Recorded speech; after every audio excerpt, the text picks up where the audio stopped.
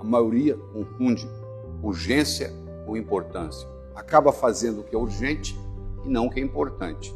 Na nossa vida, nós podemos dividir as coisas em quatro. Coisa que é urgente, que não é urgente, coisa que é importante, coisa que não é importante. Às vezes não é nem urgente nem importante. A gente gasta um tempo enorme por nada. E depois reclama que o dia é curto, né? Porque não está fazendo prioridades, não está fazendo o que é mais importante. Se você observar um taxista colocando a bagagem no porta-mala, se ele é um taxista de experiência, você vai ver que ele coloca a mala maior primeiro, depois a segunda maior, depois a terceira, e cabe tudo no porta-mala. Se ele colocar pequenininha primeiro, acaba indo uma no banco de trás. Olha que interessante. Esse mesmo princípio nós vamos aplicar aqui. O nosso porta-mala são as 24 horas do dia. Se você decide fazer as suas prioridades, aquilo que é importante primeiro, sobra tempo para fazer o resto. Se você começa a fazer o que é fútil primeiro, o que não tem nenhuma necessidade de ser feito, aí não dá tempo de fazer o outro, não dá tempo de fazer o resto. Então você saber estabelecer prioridades e fazer as prioridades primeiro é importantíssimo. Por exemplo, se você tem uma coisa que é importante, mas não é urgente, e você se dedica tempo a fazer aquilo, você vai fazer sem estresse, sem urgência, sem nada. Você tem que declarar seu imposto de renda, né? Porque você não declara ele em fevereiro. Você vai conversar com o seu contador, ele está desocupado, não tem ninguém telefonando para ele. Em abril você vai ter que entregar o imposto de renda de qualquer jeito, não vai? Faça ele em fevereiro. Você vai ficar muito mais tranquilo se você deixar para a última semana. E aí o seu contador não vai poder lhe atender, porque aí virou urgência. Em fevereiro era importante, mas não era urgente. Em abril é importante e é urgente. Mudou a história. E os estudos de pessoas bem-sucedidas, as pessoas bem-sucedidas, em geral, gastam a maior parte do tempo fazendo aquilo que é importante e não urgente. Ou seja, não deixa a urgência misturar com a importância. Só você aí pode decidir na sua vida o que é urgente, o que não é urgente, o que é importante, o que não é importante. Começa por aquilo que é importante, mas que não tem tanta urgência. Você vai trabalhar tranquilamente no processo, não vai precisar acelerar nada. Aí você vai se autorrealizar. Porque geralmente você está trabalhando com urgência, geralmente você está tão preocupado em terminar que não dá para aproveitar a jornada. Você está preocupado no destino. O destino é importante, sim. A jornada é importante também.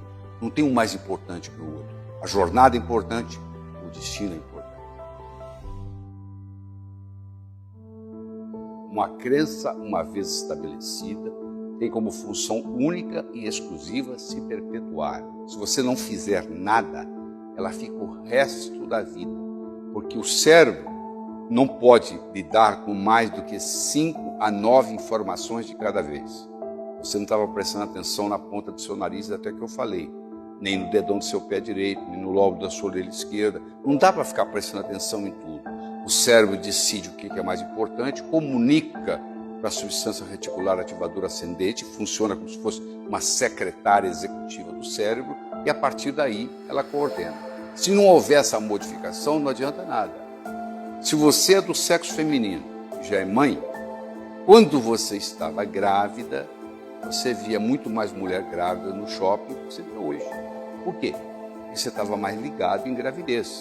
Quando você comprou aquele seu carro novo azul, de repente nas ruas da sua cidade, mais carros iguais àqueles estavam circulando. Já estavam lá, só que você não percebia.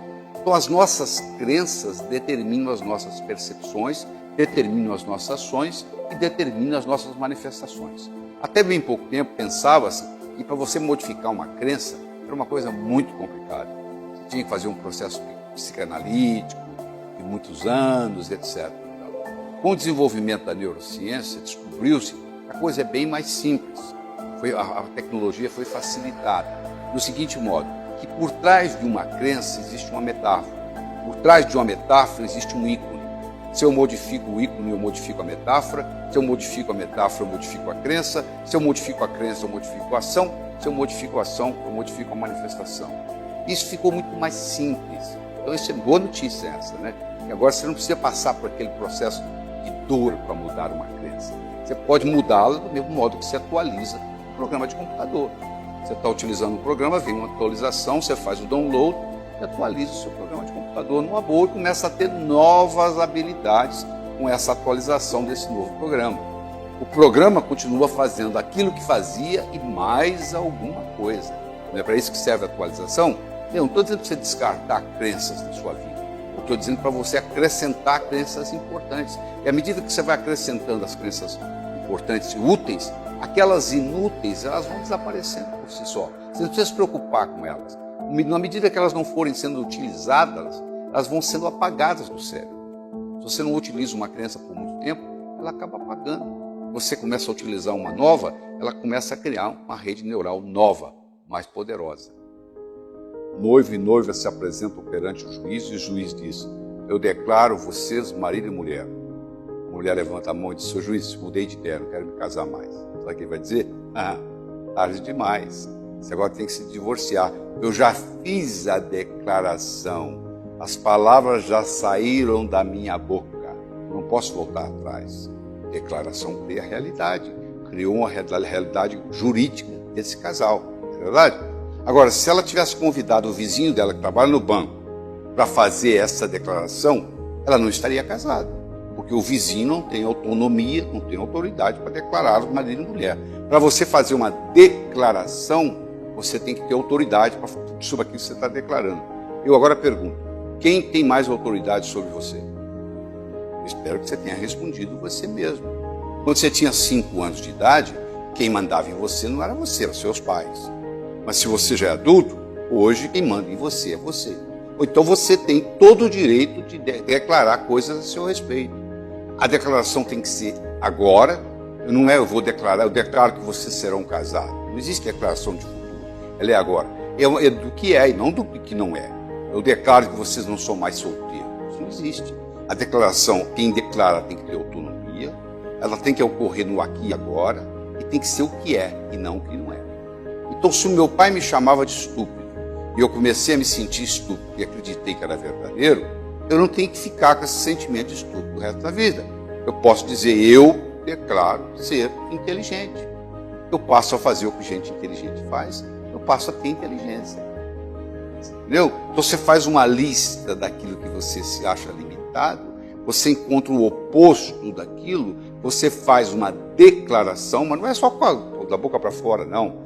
A declaração ela tem força quando o que está saindo pela boca, as palavras, dá uma reflexão de imagem, de ícone no cérebro. O segredo é o ícone que você está criando no cérebro. Então, à medida que eu vou falar, até para rezar tem ciência. Se eu falar só as palavras, não tem impacto nenhum. À medida que eu vou falando as palavras, tiver um reflexo, tiver uma formação de um ícone no meu cérebro, esse ícone vai ficar. É isso aí, desse jeito que a declaração funciona. Então, isso aí é um caminho para nós podermos usar a habilidade de sermos humanos. O que nos faz humanos e nos separa dos outros animais é que nós somos animais linguísticos. Linguagem cria a realidade e nos faz humanos. E declaração é uma habilidade de linguagem. Só quem tem linguagem pode declarar. Faz parte do espírito humano crescer. Somos ambiciosos por natureza. Ambição não é a mesma coisa que cobiça, são coisas diferentes. A ambição saudável é você crescer e deixar que os outros cresçam. Existe uma palavra japonesa chamada Kaizen. Toda uma filosofia montada nessa palavra, que é a melhora contínua. O Japão, em 1945, Hiroshima, Nagasaki, tudo destruído. Hoje, per capita, está entre os 5 melhores do mundo. O que trouxe o Japão, um arquipélago de mais de 3.000 ilhas, você imagina o que é gerenciar um arquipélago, a essa posição. A filosofia Kaizen, melhora contínua, só que nós nos acomodamos. A gente atinge um platô, um platô, e acha o seguinte, tá bom, a gente não continua nesse processo. Você imagina se você estiver num processo constante de melhora, todo dia melhora um pouquinho, todo dia melhora um pouquinho, todo dia melhora um pouquinho. E isso muitas vezes não depende de nenhuma experiência, educação formal, não. Uma coisa é educação formal, é você ter o colégio, você ter o diploma. Outra coisa é uma educação não formal, é a experiência da vida. É esse de vontade que você tem de crescer, é de você conseguir evoluir e com a vontade de viver. Quando nós paramos de ser ambiciosos, nós começamos a morrer. Nós sabemos que uma pessoa começa a morrer quando os seus louros, o seu passado, as suas recordações começam a ficar mais importantes que as suas ambições, mais importantes que as suas metas. Uma pessoa começa a falar muito no que ela já fez do que o que ela vai fazer. Você sabe que ela é muito orgulhosa do seu currículo que já passou. O currículo é uma coisa do passado, que já aconteceu. Eu não quero saber o que você fez, eu quero saber o que você vai fazer daqui para frente. Eu recomendo que você se concentre no futuro, porque é lá que você vai passar, é lá que nós vamos passar o resto da nossa vida. Esse futuro que está começando agora, nesse momento aí. E à medida que ele começa, ele já vira passado. E agora, ele já ficou passado. A vida vai nesse constante, passado, vai passando. E você está vivendo esse momento, esse momentinho, esse momento sutil. Você tem que viver o hoje e planejar o amanhã. Se você planeja só o amanhã, você não está vivendo a vida. Se você vive só o hoje, você também vai ter problemas. Então a filosofia simples é viver o hoje e planejar o amanhã. O que é o impossível? É aquilo que ninguém faz até que alguém faça. Roger Bannister foi o primeiro ser humano a correr 1 milha em menos de 4 minutos.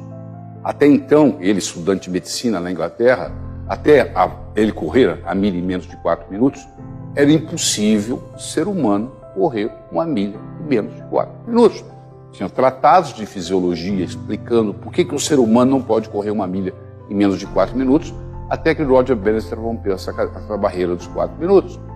Hoje, qualquer atleta, não precisa ser excepcional, qualquer atleta profissional, qualquer corredor profissional é capaz de correr 1 milha em menos de 4 minutos. Ficou uma coisa banalizada. Mas isso um dia era impossível. Você já imaginou o que levava uma caravela atravessando o Atlântico? E você já pensou se você entra hoje num avião supersônico? Como é que é fácil?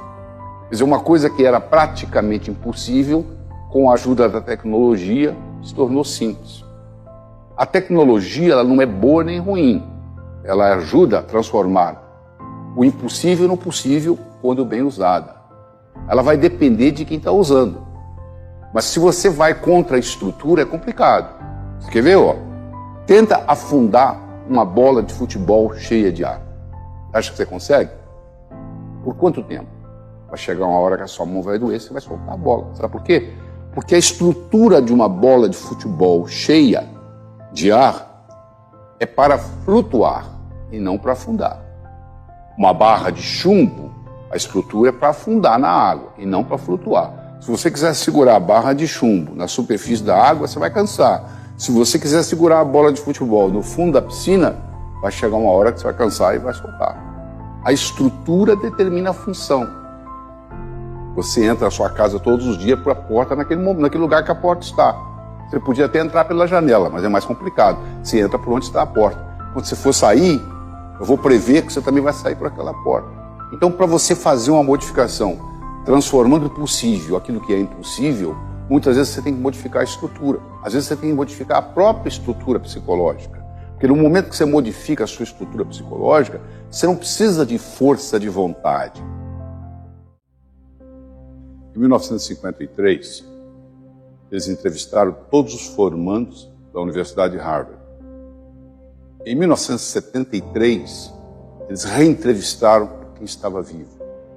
Em 1953, eles fizeram várias perguntas. Uma delas era a seguinte: o que você vai fazer nos próximos 6 meses, 1 ano, 5 anos, 10 anos, 15 anos depois de formado? Você imagina uma pergunta dessa para um jovem se formando. A maioria não tem a menor ideia. Uma pequena minoria tinha uma ideia do que ia fazer. Uma minoria menor ainda, ou seja, 3%, tinham por escrito o que eles iam fazer nos próximos 6 meses, 1 ano, 5, 10, 15 e 20 anos.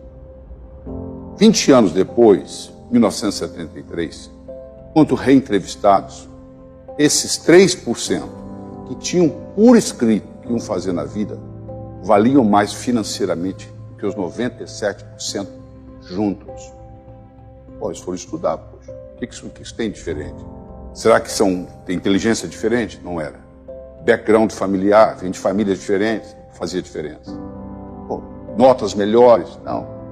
A única variável que era estatisticamente significante é que essas pessoas tinham colocado por escrito o que queriam fazer.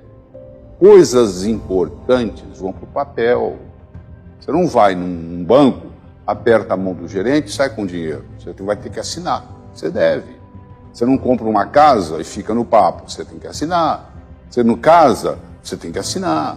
As coisas importantes vão para o papel, inclusive suas metas. Uma coisa é você pensar na meta. Outra coisa é você passar a meta para o papel. Nesse processo de passar do cérebro para a mão, faz uma diferença enorme. Você realmente se conscientiza daquilo que você quer fazer. Então, de vez em quando, você tem que escrever as suas metas. Você tem que colocar para você mesmo, para você ver fora de você. Porque enquanto você está pensando, o processo está dentro de você. E você tem que se colocar no que se chama uma posição meta, com relação às suas metas.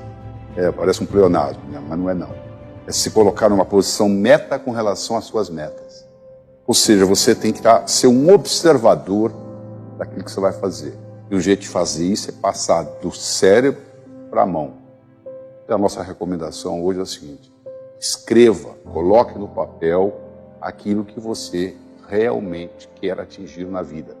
Porque tem estudos, inclusive esse que eu citei, provando que é assim que funciona. Howard Gardner diz que nós temos 9 tipos de inteligência. Essa que eu vou conversar não está na categoria dele, mas é muito prática. É a inteligência financeira. Você deve conhecer gente que tem mestrado, doutorado, pós-graduação em tudo, não consegue pagar o aluguel, tem que pegar o dinheiro emprestado com o cunhado. Você conhece gente que mal sabe escrever o nome e que está muito bem financeiramente, obrigado. Você já parou para pensar qual é a diferença? É porque aquele muito intelectual, ele ficou tão intelectual, ele vive num mundo tão abstrato, ele não consegue ganhar dinheiro. E o outro é mais pragmático, é mais objetivo. Então, essa riqueza, ela depende de uma inteligência. Primeiro, ela depende de uma ambição, né? Porque tem gente que simplesmente não quer. Não, dinheiro eu não quero. Então já é um problema de crença.